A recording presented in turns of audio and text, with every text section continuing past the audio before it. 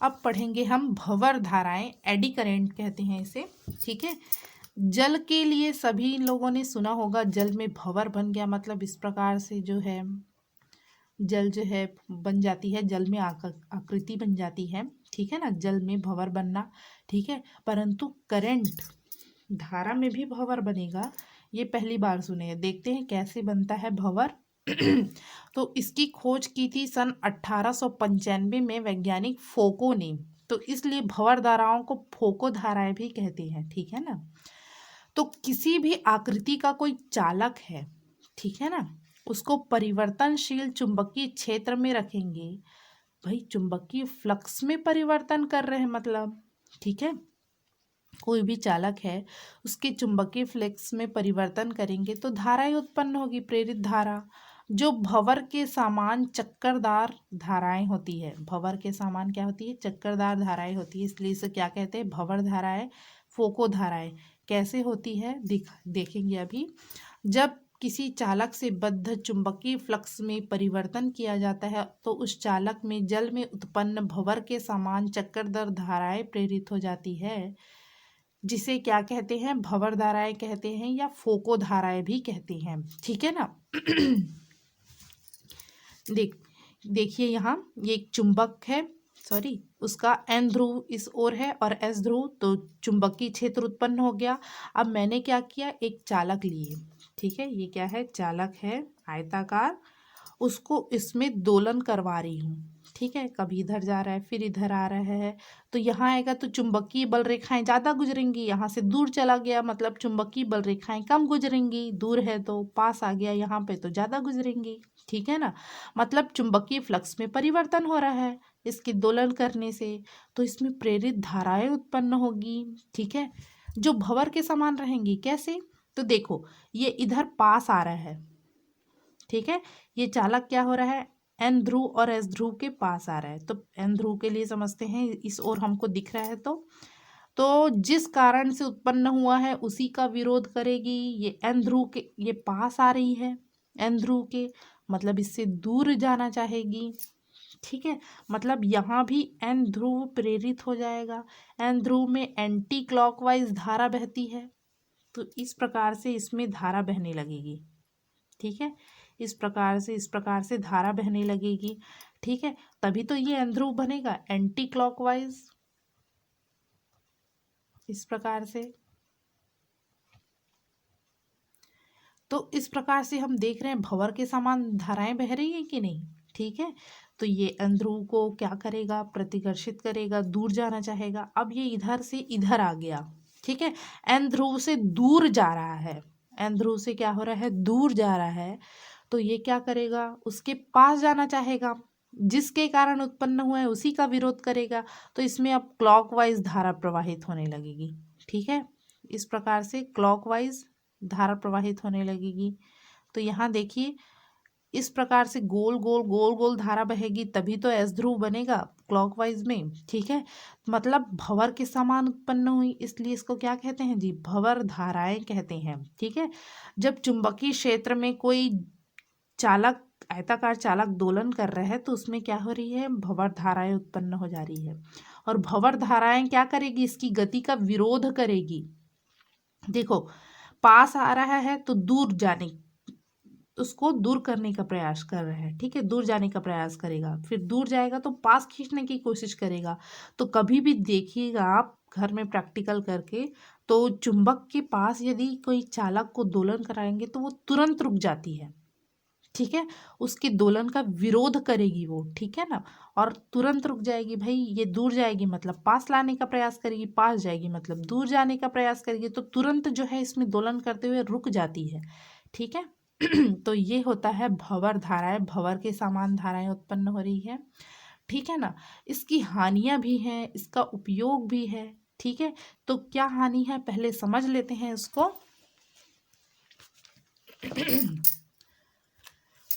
तो यहाँ देखिए, धारामापी हम लोगों ने पढ़ा ही है।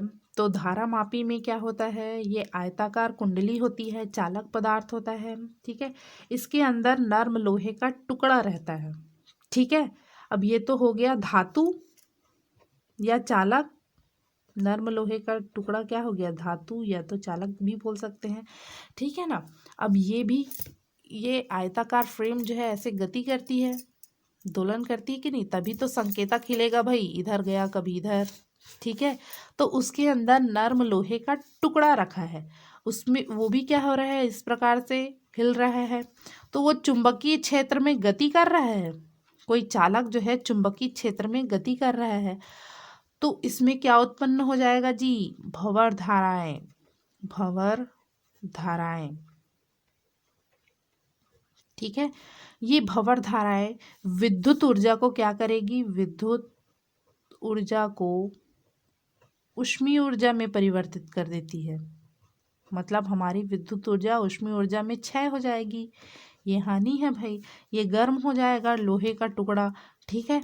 तो देखिए बार बार संकेतक ऐसे ऐसे हिलेगा, ठीक है, मतलब चुंबकीय बल रेखाएं परिवर्तित होंगी, चुंबकीय फ्लक्स परिवर्तित होगा, जिससे क्या है, इसमें भंवर धाराएं उत्पन्न हो गई। अब भंवर धाराएं कहाँ जाएंगी, सर्किट तो कंप्लीट नहीं है इसमें, बस टुकड़ा रखा हुआ है, तो ये विद्युत ऊर्जा को ऊष्मीय ऊर्जा में परिवर्तित कर देती है, गर्म हो जाती है, ठीक है, तो ये हानि है। वैसे ही ट्रांसफार्मर आप लोगों ने देखा होगा, इस प्रकार से साइन रहता है ट्रांसफार्मर का, यहाँ नर्म लोहे का टुकड़ा रखा रहता है, इसमें भी यहाँ चुंबकीय फ्लक्स में परिवर्तन होते रहता है, तो यहाँ भी जो है ऊष्मीय ऊर्जा विद्युत ऊर्जा ऊष्मीय ऊर्जा में क्षय हो जाती है, ठीक है। तो इससे बचा कैसे जाए, ठीक है, लोहे का एक पूरा टुकड़ा ना रख के हम क्या करते हैं, इसके खांचे बना लेते हैं, ठीक है। जैसे ये टुकड़ा पूरा का पूरा ना रख के, देखो ये अलग अलग खांचों में रहेगा, एक खांचा हो गया, फिर दूसरा खांचा, फिर तीसरा खांचा, चौथा खांचा, खांचे बना लेंगे और उसमें पेंट कर देंगे, ठीक है।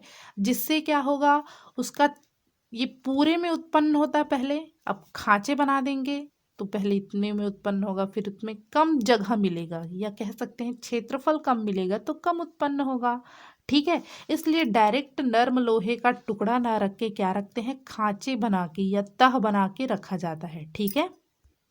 यहाँ देखिए ये पूरा का पूरा आयताकार टुकड़ा है, तो इसको ज़्यादा जगह मिल रही है भंवर धाराएं उत्पन्न करने के लिए, परंतु यदि इसमें मैंने क्या बना दिए, खांचे बना दिए, इस प्रकार से खांचा बना दिया, तो क्या होगा, इस भंवर धाराओं को उत्पन्न होने के लिए कम जगह मिलेगी, कम क्षेत्रफल मिलेगा, तो ये कम उत्पन्न हो पाएंगी, ठीक है।